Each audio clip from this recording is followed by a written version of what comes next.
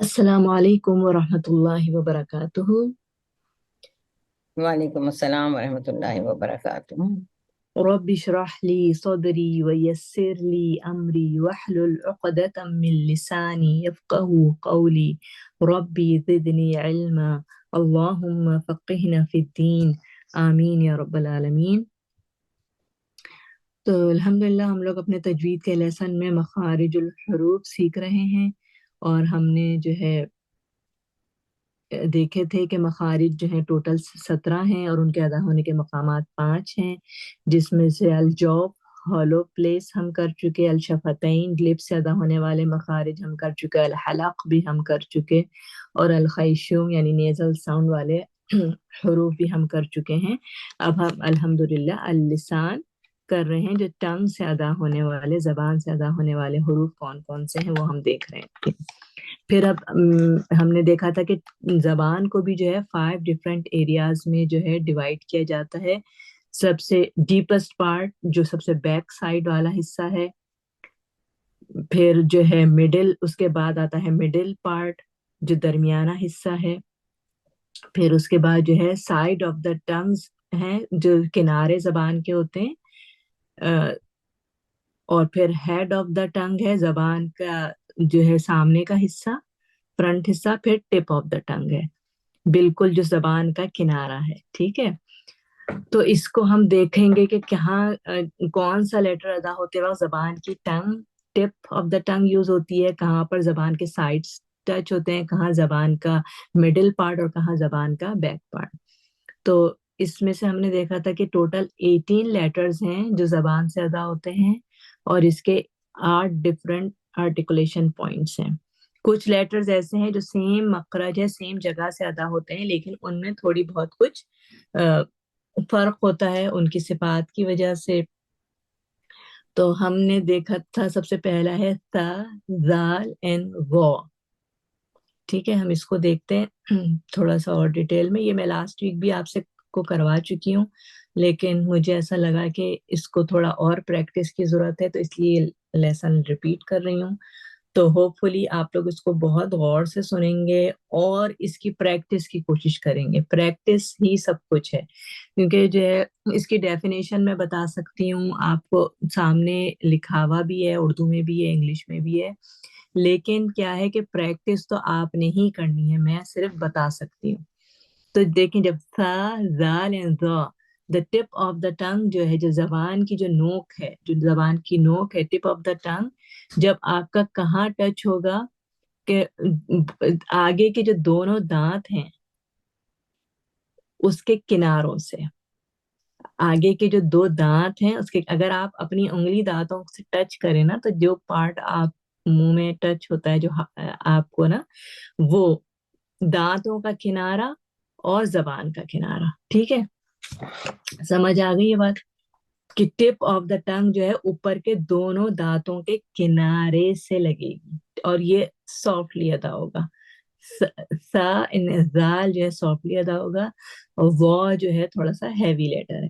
تو اب دیکھیں پکچر میں بھی نظر آ رہا ہے کہ جب ہم سا اور زال اور سا ادا کر رہے ہیں تو صرف ہماری زبان آگے آ رہی ہے اور دونوں دانتوں سے ٹچ ہو رہی ہے، اور اس میں سے ہوا فلو ہو رہی ہے۔ ٹھیک ہے، اور زبان پیچھے کی جو زبان ہے وہ بالکل اسٹریٹ ہے، کہیں سے بھی کچھ نہیں ہٹی ہوئی، ٹھیک ہے، کہیں سے نہیں اٹھی ہوئی۔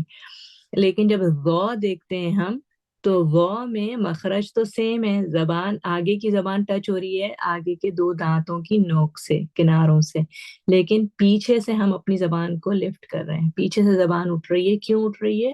کیونکہ غو کو ہم نے ہیوی بنانا ہے، غو کو ہیوی بنانے کے لیے پیچھے سے زبان اٹھے گی۔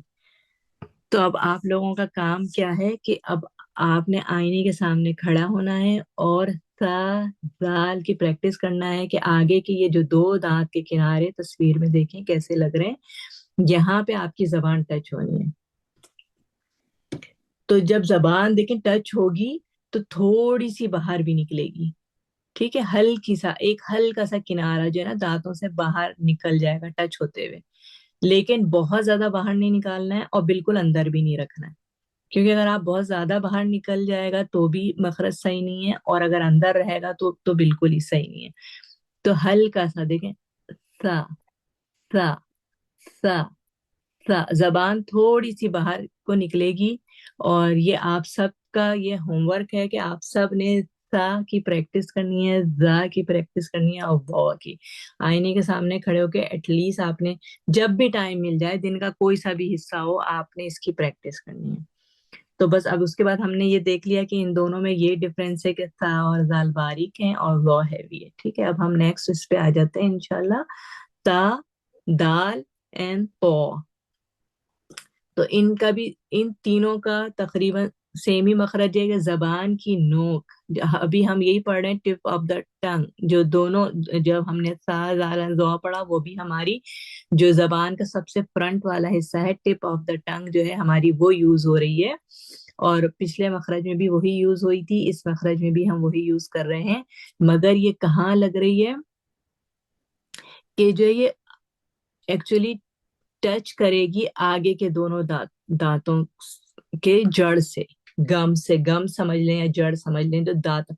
अभी हमने पहले वाला जो मखरज देखा, वो आगे के दो दांतों के किनारों से लग रही थी। ठीक है, समझ आ रही है ना ये बात? कि पहला वाला जो मखरज था वो आगे के दो दांतों के किनारे टच हो रहे थे। अब इसमें आगे के दो दांतों की जड़, यानी जड़ क्या होती है, जहां से जो गम का हिस्सा आपके दांतों से ज्वाइंट हो रहा है, वो वाला पॉइंट है। उस जगह पे आपकी जबान ने टच करना है। तो जब हम वो टच करते हैं तो ता करके देखें, जबान कहाँ लग रही है आपकी, ता ता। और सब मैंने आपको बताया कि मखरज मालूम करने के लिए लेटर को आप जज़म दे दें और उससे पहले अलिफ लगा दें, तो हमको मखरज मालूम हो जाता है। अत, अत, अद, अत, अत। तो अब ये दाल और तो जो है, जो खलकला लेटर्स में से भी है, तो जब हम इसको साउंड करते हैं तो ये प्रोनाउन बैक बाउंस होता है। अद, अद, अत। और ता में जो है हम्स आएगा। और ता लाइट है, दाल भी लाइट है। ठीक है, they both are light letters. लेकिन तो जो है हैवी है। तो पिक्चर में देखें, तो अदा करते वक्त हैवी करने के लिए मुंह को, होठों को गोल नहीं करना है। मखरज हमारा सेम रहेगा, जबान की नोक आगे के दो दांतों की जड़ पे टच होगी, लेकिन हैवी करने के लिए हमने अपनी जबान को लिफ्ट करना है पीछे से। तो मुंह के अंदर ही जबान आपकी हैवी होगी। जबान हैवी करेंगे तो लेटर हैवी होगा।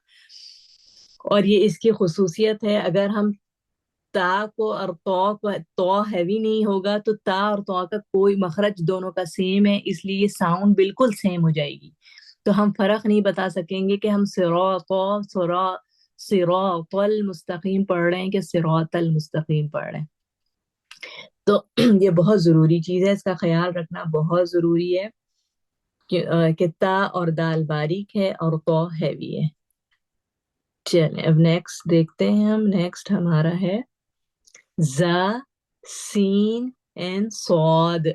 तो अब आपने फील किया होगा कि बजिंग साउंड आ रही है। ये तीनों लेटर्स जब अदा होते हैं तो इनमें बजिंग साउंड आती है। अच्छा, अब ये कब एस को प्रोनाउंस करने का तरीका क्या है कि इसमें भी हमारी tip of the tongue he use हो रही है। तो जबान की नोक आगे के दोनों दांतों और नीचे के दोनों दांतों के अंदरूनी किनारे से लगती है, तो जा, सीन और सौद अदा होता है। ये थोड़ा सा जैसे ना ट्रिकी है कि मुंह हमारा बंद रहेगा, दोनों दांत, ऊपर के दांत और नीचे के दांत मिले हुए होंगे, लेकिन थोड़ा सा गैप इसलिए होगा कि हमको फ्लो चाहिए एयर का। क्योंकि बजिंग साउंड जब ही निकलेगी जब एयर फ्लो होगा। अगर हम दांत सख्ती से बंद करके अदा करेंगे तो ये नहीं होगा। दांत मिलेंगे जरूर, मगर हल्का सा गैप रहेगा ताकि एयर फ्लो हो सके उसमें। ठीक है, दोनों यानी दोनों दांत करीब आएंगे, ऊपर के भी दांत नीचे की भी दांत, दोनों को आप करीब लाएं, लेकिन पूरा बंद नहीं करें। ठीक है, अगर करीब लाए बगैर तो आवाज बजिंग साउंड नहीं आएगी ना। तो दोनों दांत करीब होंगे और आप अदा करके देखें, अस। करीब जबान भी जो है दोनों दांतों के किनारों तक आ तो रही है, मगर पूरी तरीके से टच नहीं होती। अगर आप तस्वीर में भी फील करें ना, और आप जब अदा करेंगे तो खुद भी फील होगा कि टच नहीं हो रहा, वहां तक जबान आ तो रही है मगर टच नहीं हो रही है। तो अज, अस, आस, आस। और स्वाद में सेम वही चीज है कि आपने अपने पीछे से जबान को اٹھانا ہے، ہیوی کرنا ہے اس کو صاد کا مخرج ادا کرنے کے لیے، کیونکہ یہ ہیوی لیٹرز میں سے ہے، اور زا اور سین لائٹ لیٹر ہے. یہ دیکھیں زبان بالکل فلیٹ ہے، اٹھ نہیں رہی ہے، اور جو ہے مخرج دونوں کا سیم ہے. تو اگر آپ لوگوں سے ہو سکے تو مخرج کو یاد کرنے کی کوشش کریں کہ زا کیسا نکل رہا ہے، زبان کہاں آ رہی ہے، اور دونوں دانت ہم نے کس طریقے سے بند کرنے ہیں اور اس میں کتنا گیپ رکھنا ہے. تو اس کی بھی ہوپ فلی آپ لوگ پریکٹس کیجئے. اگر آج کل تو ہر چیز اویلیبل ہے، آپ یوٹیوب پہ کئی چیزیں اس میں سے نکال سکتی ہیں جو آپ کو مخرج ادا کرنے میں آپ کو ہیلپ کرے. تو میں امید کرتی ہوں کہ آپ سب لوگ جو ہے نا اس کی پریکٹس کریں گے اور اچھی طریقے سے اس کو پروناؤنس کرنے کا، جب تک آپ اس کا مخرج خود سے جان نہ لیں کہ کہاں سے یہ چیز ادا ہو رہی ہے، یہ کرنا مشکل ہے. تو میں امید کرتی ہوں کہ آپ سب اس کی اچھی طریقے سے پریکٹس کریں گے. تو انشاءاللہ اب یہاں اپنا سیشن ختم کرتے ہیں اور ریسائٹیشن کی طرف چلتے ہیں.